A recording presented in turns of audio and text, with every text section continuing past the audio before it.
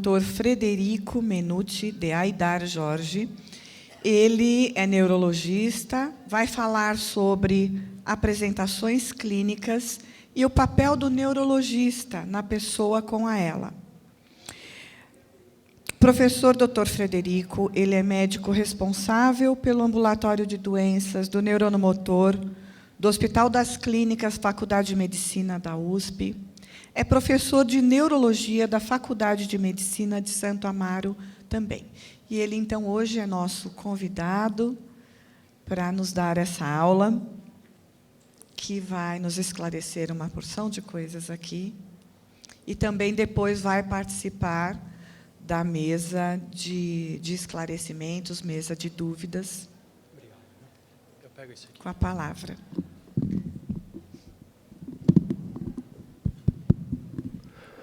Bom dia. Bom dia. Em primeiro lugar, agradecer o convite, agradecer o Jorge, a Cris, o Rodrigo. Para mim é um prazer, é uma honra estar aqui no simpósio da Procura Ela, que é uma das associações, uma das entidades que a gente que trabalha, né, com a doença do neurônio motor sempre usa como referência, né, para orientar os pacientes. Então, a gente diz o diagnóstico, tira as dúvidas, e sempre vem depois um volume imenso de questionamentos, de incertezas, de perspectivas, e a gente sempre referencia, porque se cai na internet, né, solto, a gente chega em notícias das mais trágicas às mais miraculosas, e muitas vezes nenhuma tem muito nem pé nem cabeça com a realidade. Então, a existência, né, dessas associações e a procura uma referência, né, nessa doença do neurônio motor é uma das que a gente sempre usa, então é um prazer muito grande estar aqui com vocês hoje. Eu vou falar aqui com vocês um pouco das apresentações, né, dos diversos tipos de apresentação dessa doença. E isso é um tema que eu gosto bastante, porque é sempre muito bagunçado. A gente costuma colocar tudo como se fosse, né, tudo dentro do mesmo saco ali, e aí fica numa bagunça, né? O paciente sempre, às vezes, fica numa insegurança. Mas, afinal, eu tenho a ela, não tenho a ela, né? Tal médico falou isso, me deu tal prognóstico, mas essa é a mesma do que aquela outra pessoa.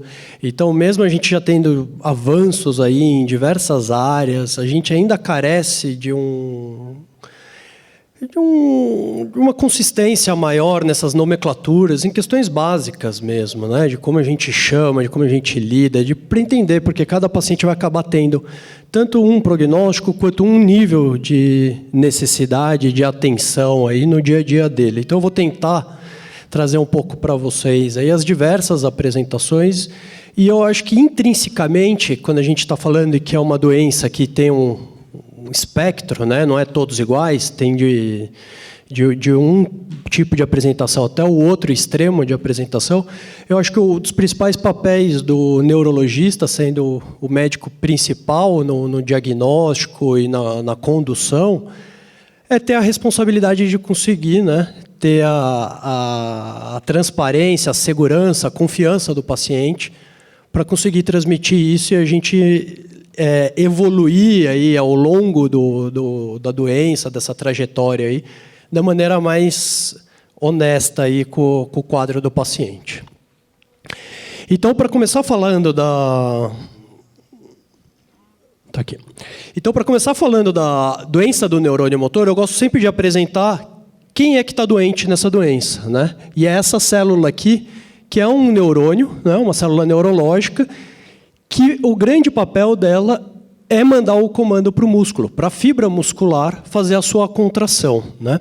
A gente tem dois neurônios motores, o que a gente chama de superior e inferior, e aí já começa uma bagunça, porque a gente acha que o superior é para os braços, o inferior é para as pernas, e na verdade essa distinção o neurônio motor superior é o que está no encéfalo, né, dentro da nossa cabeça, e o inferior é o que está na medula, e vai para o músculo, né, que formam os nervos. Pelo menos uma parte do que está dentro do nervo são as células que comandam os músculos. Tem outras células no nervo, né, a parte sensitiva, a parte de controle dos esfíncteres, que é o sistema simpático e parasimpático. Mas o neurônio motor inferior é o que está da medula e vai até o músculo, e o superior é o que está da cabeça e vem conversar com esse aqui.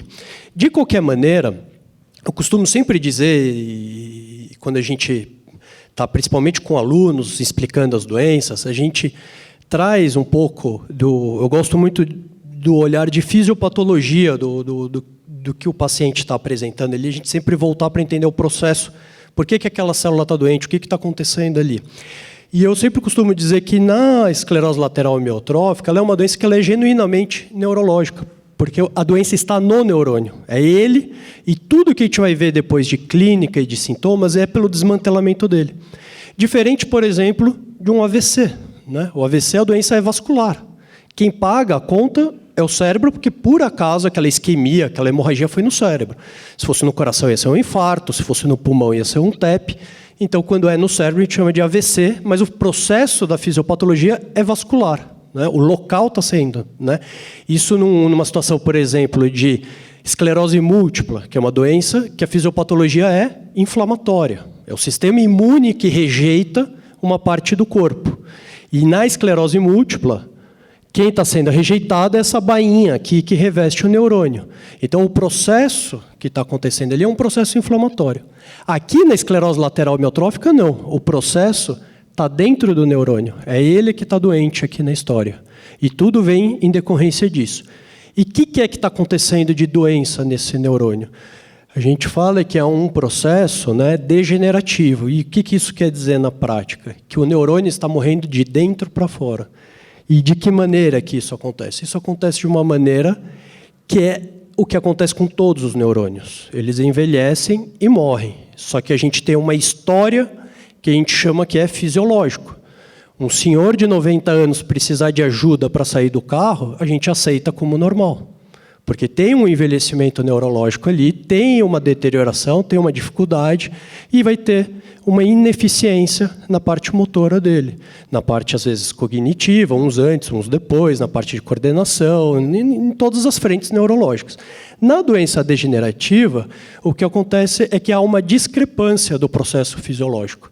Isso aqui está acelerado e está precoce. Então, o neurônio está num processo de envelhecimento de maneira acelerada e precoce em relação a todo o resto. O neurônio que está do lado dele está normal, está compatível com a idade biológica dele. Então, a gente vê a sensibilidade preservada, o controle dos esfíncteres preservado, o raciocínio preservado, a parte da visão preservada, a parte gustativa. Todo o sistema neurológico tem a idade biológica da pessoa. Mas na doença degenerativa, neurodegenerativa, uma família de neurônio entrou num processo acelerado, né, e precoce disso. E a gente não sabe fazer o neurônio não envelhecer, né?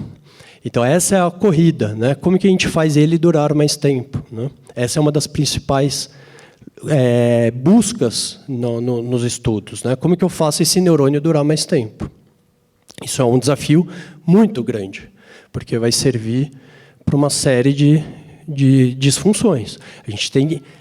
A gente às vezes confunde na prática pelo nome, será que a esclerose lateral amiotrófica é parecida com a esclerose múltipla, que tem aqueles tratamentos e tal?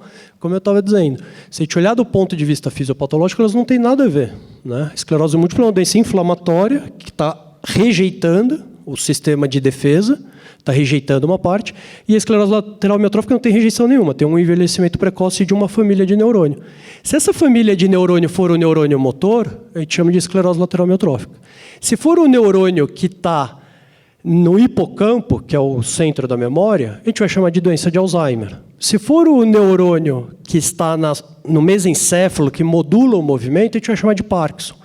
Então, a gente tem uma série de doenças neurodegenerativas que mudam o local. E aí, cada uma delas, só essa família é acometida. Por que isso acontece? A gente não sabe. A gente sabe que cada uma tem uma característica, que cada uma tem um padrão de que leva a esse sofrimento. Eu vou passar por algumas explicações, que é onde está a nossa busca de brecar o processo, que é diferente do Parkinson para a esclerose lateral amiotrófica. Então, teremos que ter estratégias diferentes, mas a gente não sabe exatamente o porquê que isso inicia. Tá? Uma outra característica aqui é que essa célula, o neurônio motor, ele é uma das células que mais trabalham no sistema neurológico. Então, o nosso sistema neurológico normal, aqui a gente sentado, conversando, exercendo qualquer função nossa, seja de raciocínio ou de controle do corpo, ele consome cerca de 25% da energia do corpo. Então, 1/4 de toda a energia que a gente tem é para o sistema neurológico funcionar. E essa célula é uma das que mais consome. Ela é uma das que mais está trabalhando. Ela está mantendo o nosso tônus muscular, a nossa posição, a nossa postura, o nosso movimento voluntário e involuntário o tempo inteiro ativo. Então, essa é uma célula que tem um gasto energético naturalmente muito elevado. E ela tem uma outra particularidade. Ela é a maior célula do corpo humano. O neurônio motor inferior sai da nossa medula, né, e vai até o músculo. Por exemplo, aqui vai para o dedão do pé, tem o quê? 50 centímetros, 70 centímetros, 1 metro de comprimento. É uma única célula. Né? Então, a gente está falando de uma estrutura que está doente, que tem uma dimensão muito grande e muito gasto energético. Então, quando ela começa a entrar num desequilíbrio, o desmantelamento dela acaba sendo mais acelerado do que quando isso acontece em outros lugares. É uma célula que precisa de muitos recursos para se manter saudável. Eu falo isso para os pacientes, porque eu acho que esse tipo de conhecimento nos traz alguns tipos de responsabilidade e de cuidados. A gente não pode, então, querer forçar mais ela do que ela já está cansada. A gente tem que saber fazer um equilíbrio do resto do sistema para poupar, para preservar. E não para acelerar a doença, né? A gente costuma dizer que um dos principais lemas nosso com o paciente, a gente fala assim, a gente quer preservar você, né? Se o paciente com o neurônio que está ali nele hoje, é porque ele está vivo. Se ele estiver lá amanhã, daqui a um mês, daqui a um ano, então a gente está preservando ele. Isso é possível, porque esse neurônio está lá agora. Se eu quiser fazer a corrida para o que estava 6 meses atrás, a gente vai estar numa busca de um neurônio que não está mais aqui. E aí isso é uma conversa que vai para além da doença do neurônio motor. Isso vai para todas as doenças neurológicas, né? Uma lesão de AVC não volta àquela lesão. Então a nossa luta é de preservar. Se a gente preservar, é possível ter um ganho, porque tem a neuroplasticidade, tem um conforto, tem uma adaptação, melhora a função.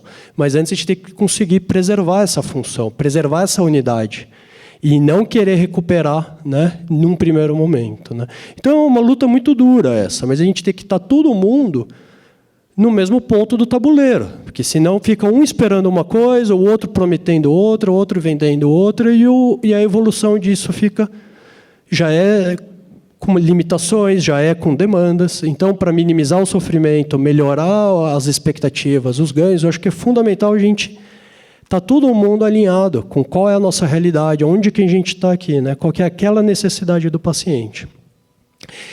E uma última característica dessa célula, que é a que está doente, né, nessa doença, é que o paciente com esclerose lateral amiotrófica, ele naturalmente tem essa célula já mais hiperexcitável do que a pessoa que não tem a esclerose lateral amiotrófica, né?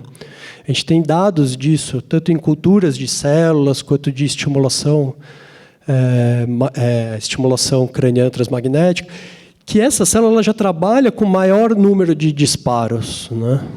E aí a gente até nos últimos 10 anos traz até uma certa discussão, porque ficou muito famoso essa doença atrelada a pessoas que praticam esporte físico, que são muito ativas, tal, e ficou sempre uma discussão, será que é isso que causa a doença? Né?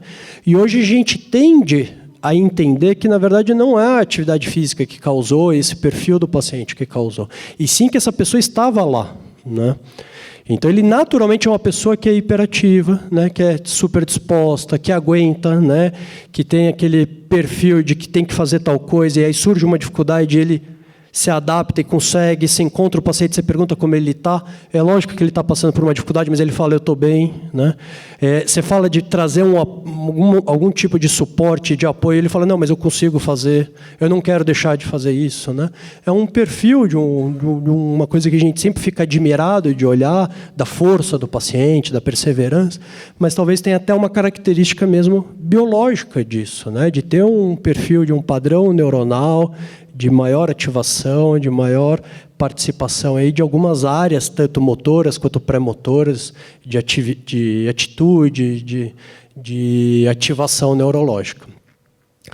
Eu sempre trago esse slide nas minhas aulas, porque quando a gente fala, né, em ela, a gente está falando nisso aqui, os pacientes que têm fraqueza progressiva, né?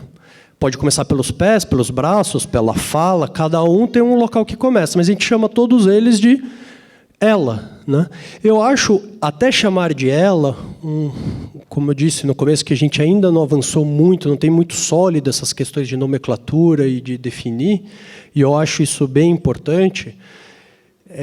Eu acho até ok chamar em ela, porque é o nome que ficou popular, né? Como todo mundo conhece, como a gente acha, eu acho que está tudo certo, né? Que nem o AVC, a gente fala, né?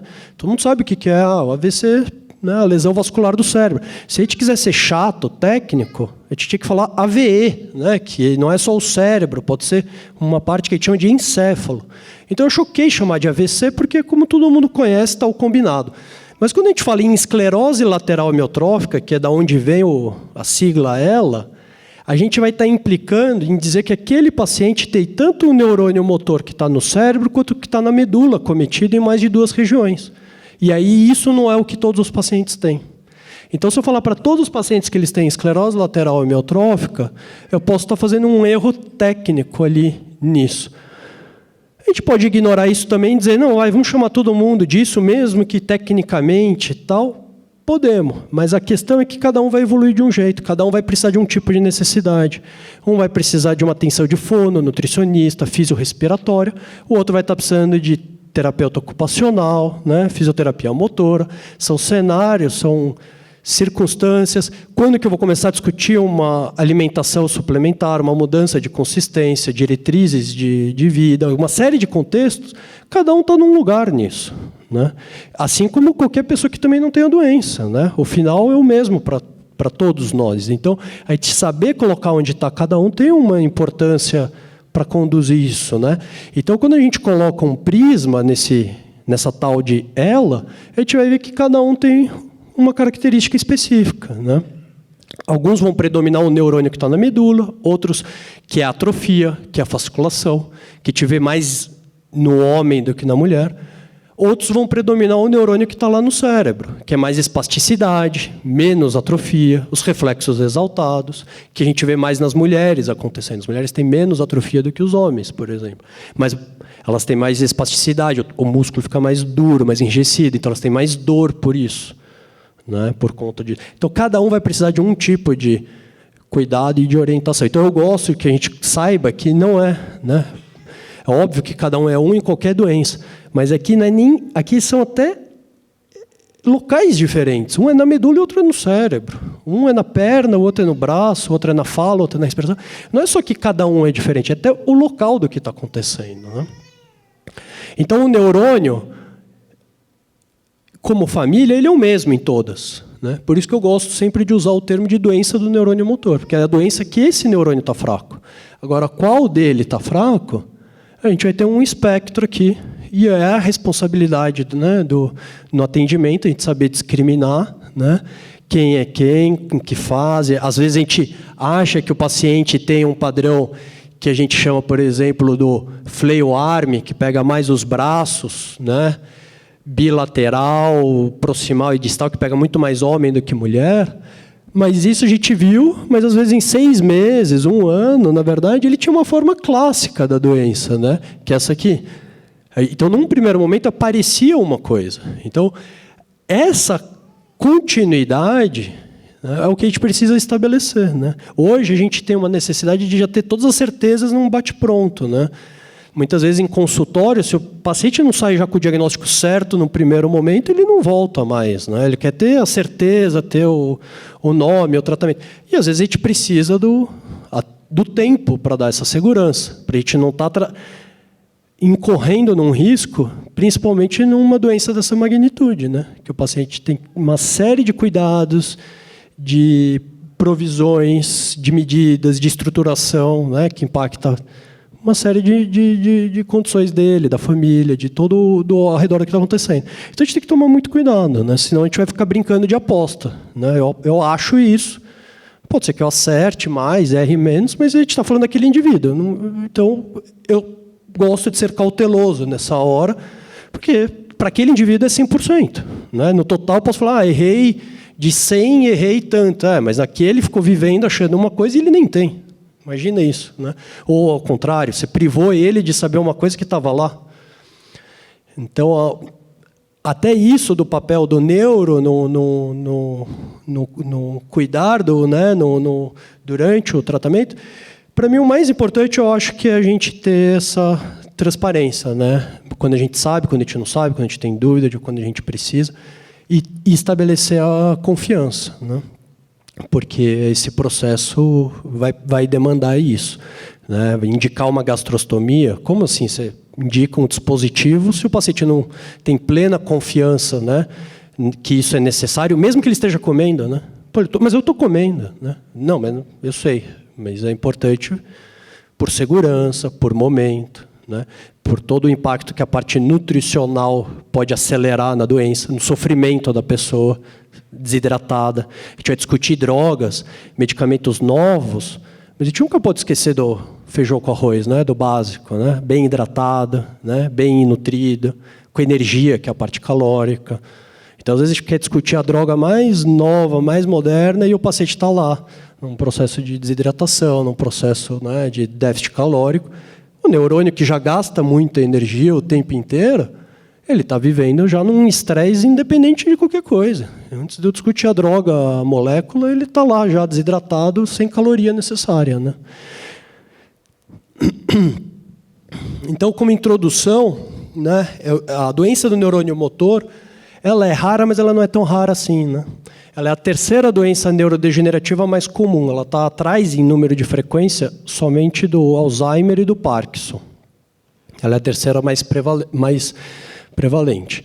Ela tem uma sobrevida média nisso, que é o que todo mundo dá o Google lá e aparece, mas é muito diferente da nossa realidade, do dia a dia, né? Tanto errando para menos como para mais, né? Hoje em dia, ainda bem que tem errado, né? Muito mais. Aqui o número é menor do que o que a gente vê na prática, com os avanços multidisciplinares, com o cuidado adequado, a gente vem alargando isso, mas qualquer pesquisa vai ser isso que aparece, né? Então é sempre importante frisar, né? Isso aqui é uma média de todo mundo junto, mas a gente sabe que 20% vai viver mais de 5 anos, 10% vão viver mais de 10 anos, né?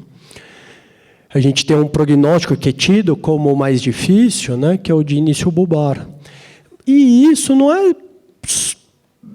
A característica disso é por causa de algumas funções nobres dessa via. Então, se ele estiver sendo bem assistido, a gente consegue driblar essa informação. Isso talvez aconteceria numa história natural da doença. Mas se ele tiver assistência certa de ventilação, de consistência de dieta, né, de alimentação suplementar, se dribla esse prognóstico mais difícil. Mas na história natural, é óbvio, né? A parte respiratória, a parte de deglutição são as funções mais nobres nossas. A gente tem, isso é Brasil e mundo, que o tempo que o paciente começa o sintoma, até ele saber o que ele tem, isso normalmente dura 1 ano. Ele começou a fraqueza num dedo, numa mão, num pé, uma alteração da fala. Até ele descobrir, ter o diagnóstico do que está acontecendo com ele, normalmente isso demora 1 ano. Isso tem várias causas, né? Tem a causa da falência nossa como sistema de saúde, né? Mas tem uma causa também que a neurologia não é uma especialidade que normalmente a população procura, né? É uma especialidade normalmente referenciada por outros médicos, por outros profissionais, ou passou porque está engasgando, o fono fala, eu acho que era bom você ver um neuro, o fisioterapeuta às vezes fala, mas o médico normalmente, se a mão está fraca, vai no ortopedista, se a voz está ruim, vai no otorrino, se está com falta de ar, vai num pneuma, e isso leva a atraso, isso leva a tentativa de outros tratamentos. Então você vai ver a história do paciente, muitas vezes quando ele chega no neuro, ele já tentou 3, 4 outras abordagens até alguém falar, não, espera aí, teu quadro é outro aqui. Não, já passou por cirurgia de coluna, né? É muito frequente isso na nossa prática. É uma doença que normalmente, né, a gente tem casos a partir dos 20 anos, mas o pico de incidência é em torno dos 50, faz uma ressonância de coluna de uma pessoa de 55 anos, 60 anos, a gente vai achar coisa. Isso não quer dizer que isso é a causa da fraqueza, né? Mas a pessoa fala que tem uma fraqueza, vê uma ressonância, muitas vezes isso vira uma abordagem cirúrgica, invasiva, de grande porte, e não justificava aquele déficit, aquela queixa dele, né? Isso não é infrequente. E outra coisa também que é o paciente, né? Como ele tem esse perfil de ser muito forte, né, teimoso no sentido bom da palavra, muitas vezes ele minimiza, né?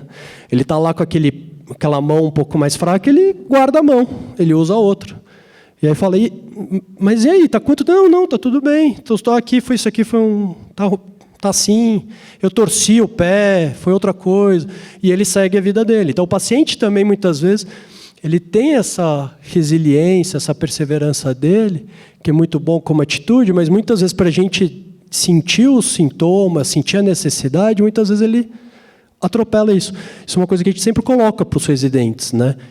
Para todas as áreas da medicina, mas a informação ela não pode só vir e ser registrada, né? Ela tem que vir e você fazer a prova dos 9, né? Tá tudo bem, tá tudo bem. Tá igual, tá dormindo da mesma maneira, tá fazendo as mesmas atividades, está tendo, né, algum outro tipo de limitação, está demorando o mesmo tempo para comer, está comendo as mesmas coisas, a gente faz a prova dos 9, porque se fala tá tudo bem para essa turma, né, a gente vai, na maioria dos casos, né, tendo no registro ali um cenário de que as coisas de alguma maneira estão bem. E para ele, né, a força dele, a perseverança dele, o brio dele, muitas vezes isso é a verdade, mas isso não quer dizer que não esteja comprometido. Então, também é uma das causas. E a gente tem esse dado, né, que naquele local que está fraco, ele já perdeu 50% daqueles neurônios. Então, isso, quando começou a ficar fraco, perdeu 50%. E a gente vai ter o diagnóstico 1 ano depois. Então, é um cenário que muitas vezes a gente está atrasado, né? Difícil de lutar, de barrar. Então, a gente tem esse papel, né, de conscientização geral, de busca, né, de diagnósticos precoces, de biomarcadores, de conscientizar não só, né, os pacientes que já estão passando, mas toda a área médica, né, toda a área de atendimento, de todas as áreas multidisciplinares, aí, porque esses pacientes estão por aí. Eu gosto muito dessa informação, que o quadro típico, né, isso não quer dizer que todo mundo vai ter essa maneira, mas a gente fala que é em Z. O que quer dizer em Z? Que começa num membro, vai para o outro, aí desce e cruza. Então, no corpo, a fraqueza faz isso. Se começar na perna, cruza, aí sobe para um lado e faz um desenho de Z, os locais acometidos. O que é interessante disso? De novo, voltando lá para a fisiopatologia. Isso mostra que a doença acontece por contiguidade. O que isso quer dizer? Que um neurônio sofre, o próximo que vai sofrer é o vizinho. E aí o próximo é o vizinho. É uma doença que vai acontecendo por contiguidade. E qual que é a importância disso? A importância disso que existe um neurônio sinalizando para o outro entrar num processo de doença. E essa hoje é a principal corrida. Quem é o mediador aqui? Quem é que está falando para entrar nesse processo? Porque não fica fraco um dedinho da mão e o pé do outro lado normalmente, né? Vai o dedinho da mão, a mão inteira, o braço, né? E isso vai se espalhando. Então tem alguém sinalizando, tem alguém levando essa informação. E é o que a gente busca hoje. Para quê? Para parar a doença, né? Não para voltar ao neurônio propriamente dito, mas para falar, olha, não vai para frente. Quem perdeu, ok, mas quem está saudável não vai comprar essa informação. Eu vou tirar esse sinalizador. Hoje são os estudos que a gente mais presta atenção, né? Aqueles protocolos que aparecem, que falam, o cara voltou a pular, voltou a correr, voltou não sei o quê, você já fala, que bom, né? Se isso fosse assim mesmo. Mas aquele estudo que fala, olha, a pessoa não progrediu, você falou, opa, o que ele está fazendo aqui? Né? Porque isso é cabível. Não progrediu quer dizer que o neurônio que está ali hoje continua ali. Né? E isso é factível, isso é possível. A gente tem vários pacientes que a doença evolui e chega uma hora que para de evoluir. Né? Isso não é novidade para quem é da área. Os neurônios que iam perder já foram suscetíveis e os que aguentaram não compram a história, não adquiriram essa sinalização. Isso é uma coisa que a gente vê. Hoje tem estudos até dizendo, será que tem um delta T aqui, que depois de tanto tempo, quem sucumbiu, quem não sucumbiu é porque está imune de alguma maneira? É uma das discussões que a gente tem. Né? Parece que é alguma coisa ali em torno de 7 anos, assim, parece que quando passa ali, os neurônios já foram expostos à doença. Se eles não sofreram, Por que eles vão sofrer se eles já estão 7 anos assistindo? Eles devem ter alguma característica nesses indivíduos que não entram mais num processo, né? Isso a gente vê, né? Tem um grau de estabilidade. Esses são os casos, na minha opinião, que a gente mais tinha que estudar, né? São as pessoas que o neurônio tolera esse processo, né? Muito mais do que os casos muito precoces, porque o precoce a gente não sabe quem que ele vai ser, né? A gente fica pondo o medicamento aqui neles, só que se, dependendo quem é o caso, não vai dar tempo mesmo, né? Então a gente tinha que, na minha opinião, os desenhos dos estudos tinham que ser voltados para quem tem as formas mais brandas, mais longas, mais benignas, porque ali tem características de neurônio que nos interessam. Aí a gente pode transferir isso para todo mundo, mas lá dá a chance da gente ver. Então, essa aqui é o que a gente chama de unidade motora, né? É um neurônio chegando e cuidando de todas essas fibras musculares. Quando esse neurônio morre, todo mundo aqui fica abandonado, né? Que é a fasciculação. O músculo faz o que ele sabe fazer, contrair.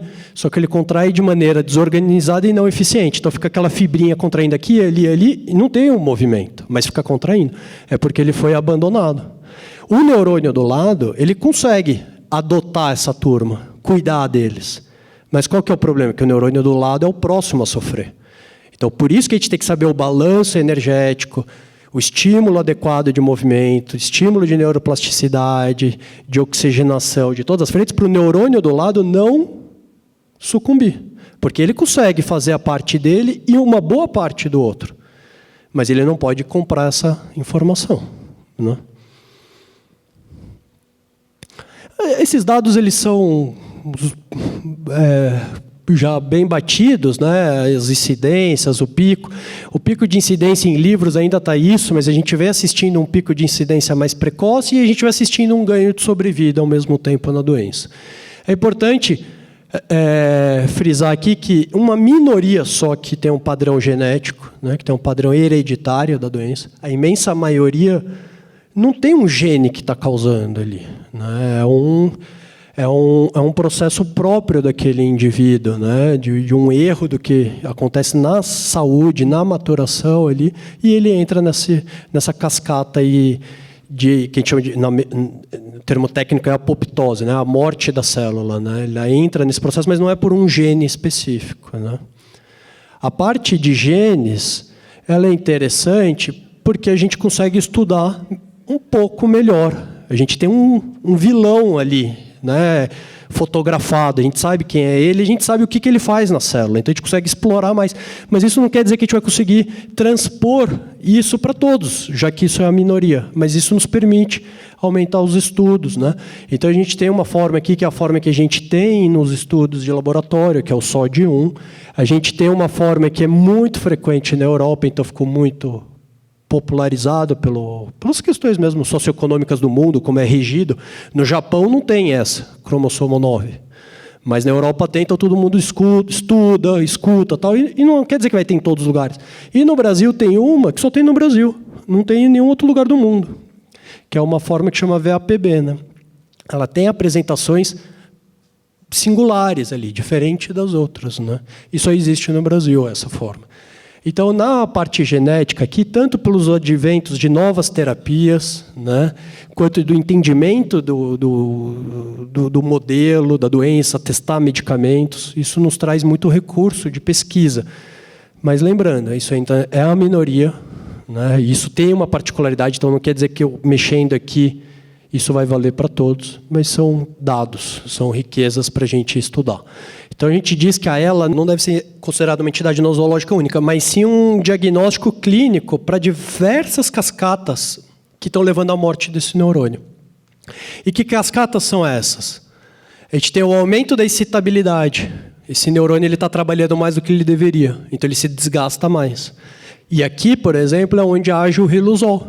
Ele tenta fazer com que esse neurônio trabalhe mais manso, né? Eu faço uma comparação. Imagina, né, você está fazendo uma viagem de Minas até Santos exausto. É melhor você, né, fazendo um transporte de carroça, ele é melhor dar chicote no cavalo para ele andar mais rápido ou aliviar ele para ele durar mais tempo, né? O papel do riluzol Não é fazer nascer neurônio, nada disso. É fazer com que os neurônios que estão lá, eles trabalhem mais manso, que eles durem mais, né? Porque eu preciso deles. Os nossos neurônios, eles são finitos para todos nós. Então, eu preciso que ele dure mais. Se esse aspecto está aumentado nessa doença, é uma maneira de eu tentar brecar. Uma outra é o retículo endoplasmático, que é quem faz as proteínas na célula.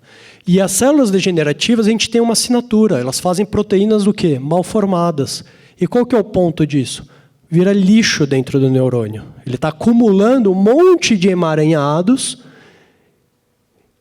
que vai ficando tóxico para aquela célula. Então, as formas genéticas, por exemplo, na SOD1, tem um gene já fabricando em larga escala esse lixo. Independe, muitas vezes, de qual é a função dessa proteína. Ela, só por ser um lixo, já acontece. E a gente vê isso, por exemplo, em situações que desenvolveram a doença do neurônio motor por intoxicações do ambiente exógeno, né? Então, teve a guerra do Iraque, nos Estados Unidos, que muitos soldados voltaram. Eles fizeram alterações na formação de proteínas. Tem uma ilha no Pacífico que é famosa por ter 100 vezes mais a doença do neurônio motor do que o resto do mundo, e eles acharam uma neurotoxina lá, que quando você vai estudar, está fazendo a célula produzir proteínas mal formadas. Então, ela está acumulando um lixo para uma célula que entra num processo de envelhecimento precoce. Então, a gente também tenta limpar essa parte e desenvolver drogas para isso. Mitocôndria é a parte energética, o citoesqueleto, ativação do músculo, os radicais livres, que são naturalmente tóxicos do ponto de vista de oxidação, é onde está chegando o endaravone e outras, às vezes, até vitaminas, que às vezes a gente discute, e tentar diminuir a participação de radicais livres. Ainda não está claro, né, se a oxidação é a causa. E eu, particularmente, acho que ela não é a causa, ela é o caminho que o neurônio sofre, né? O neurônio oxida e aí ele morre. Mas se eu tirar esse caminho ou diminuir ele, ele dura mais. Se ele dura mais, ele vai segurar mais tempo o músculo e ele vai ativar menos o neurônio vizinho, né? Aquele processo de cascata, efeito dominó, um neurônio após o outro. Se ele durar mais tempo, ele ativou depois só o neurônio vizinho. Então, eu estou atrasando a doença.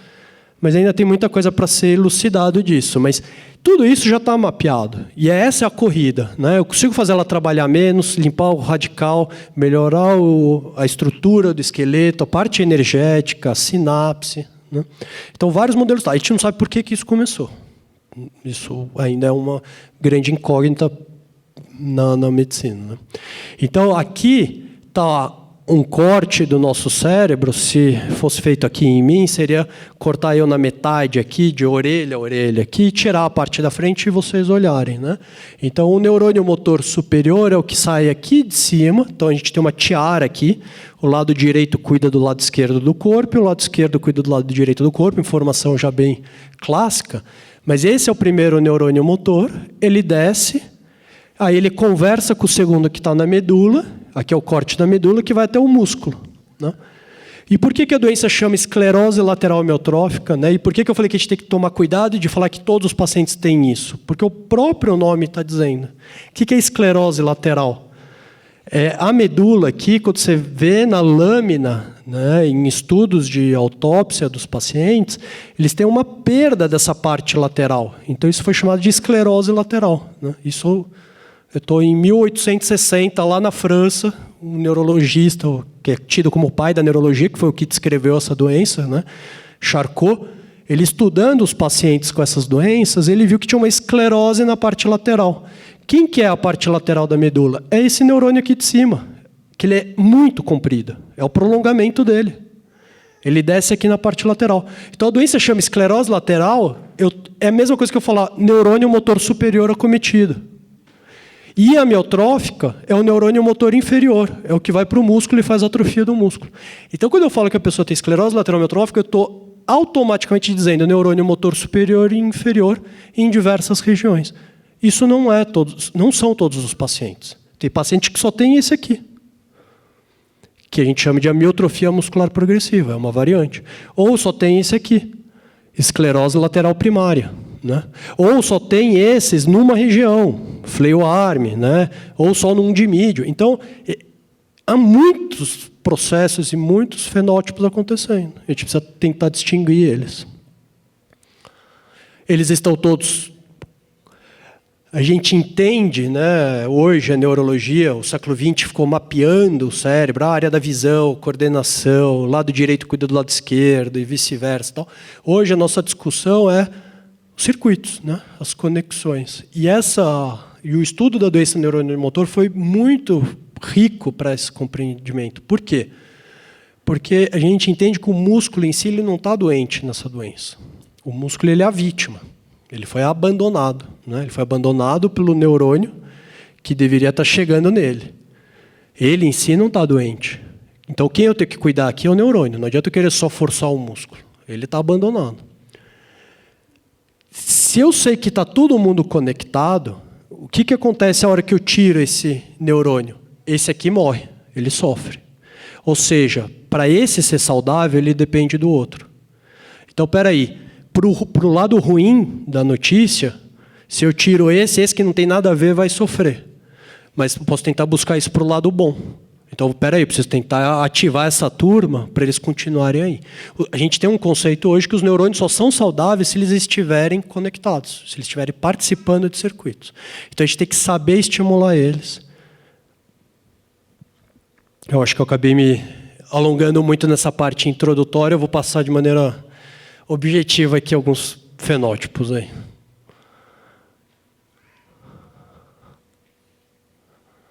A gente tem diversas maneiras de dividir a doença, né? Familiar, que é genético ou esporádico, de início bulbar para espinal, né? De predomínio do neurônio motor inferior ou superior, né?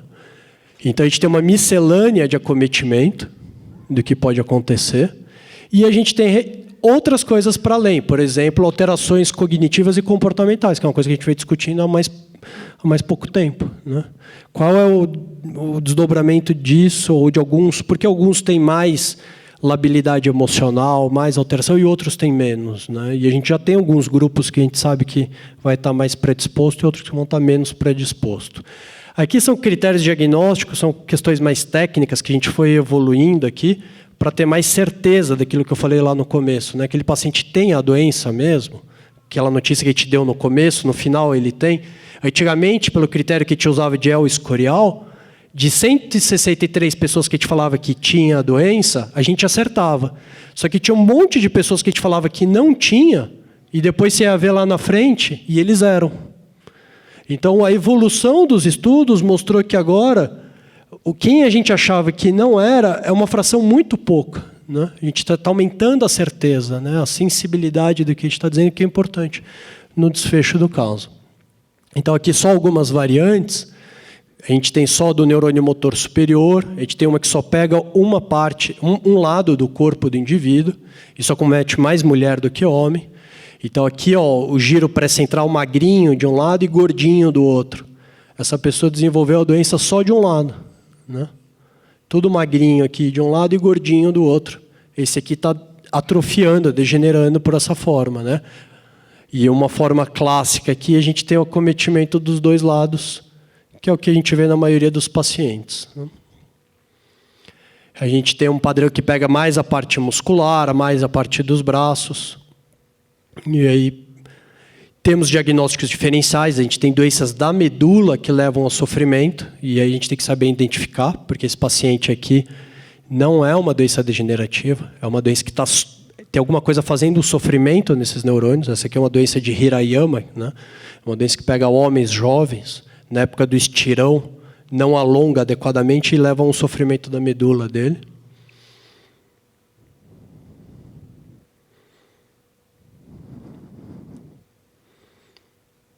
Então, para terminar, né, eu volto para esses diversos espectros que a gente tem, mas a gente sempre tem que ter a segurança do que não é um diagnóstico diferencial, não estamos lidando com doenças que simulam, né, porque o tratamento vai ser outro. Tanto para neurônio motor inferior, quanto para neurônio motor superior. Ele não tem uma malformação, ele não tem um tumor, ele não tem outra lesão acontecendo, a gente tem que ter essa segurança. Então, o início da doença, o diagnóstico é sempre um desafio. Depois é simples, né? Mas no início é um grande desafio. Então, a gente tem que saber filtrar todo o relato do paciente, avaliar o padrão, nomear como doença do neurônio motor, compartilhar o diagnóstico e o prognóstico. Eu falo que tem que ter cuidado. Eu costumo sempre ser transparente até onde o paciente quer saber, né? Eu acho que ele tem todo o direito de saber. Né? Se ele fala, não, eu não quero saber, ele também tem o direito. Eu quero cuidar hoje. Não... E a gente tem que tomar cuidado. Qualquer profissional de qualquer especialidade, a gente não é dono do futuro, né? A gente sabe a doença, a gente estuda, mas a gente não é dono do que vai acontecer naquele indivíduo. A gente tem que tomar muito cuidado com isso, né? Por questões de responsabilidade mesmo. Então, né, termino dizendo que o nosso papel é mesmo ter transparência, honestidade, segurança, o acolhimento, uma responsabilidade com o paciente, para ter a maior segurança no diagnóstico, nas indicações dos medicamentos, nas indicações das intervenções, na abordagem das diretivas antecipadas de vontade, né? Para a gente seguir aí com a esperança. A gente precisa ser perseverante, resiliente e corresponsável, tanto o lado de quem está cuidando quanto o lado do paciente e dos familiares. Aí tem que estar no mesmo barco. Não adianta um estar fazendo uma coisa e o outro não. Ou ao contrário, um jogando para o outro a responsabilidade. Tem que ser uma coisa que anda junto. Ora, é isso que eu queria trazer para vocês, né? Um pouco do como funciona a doença, das apresentações, dos fenótipos aí. Mais uma vez, obrigado pelo convite. Aí fico à disposição depois para conversas. Né?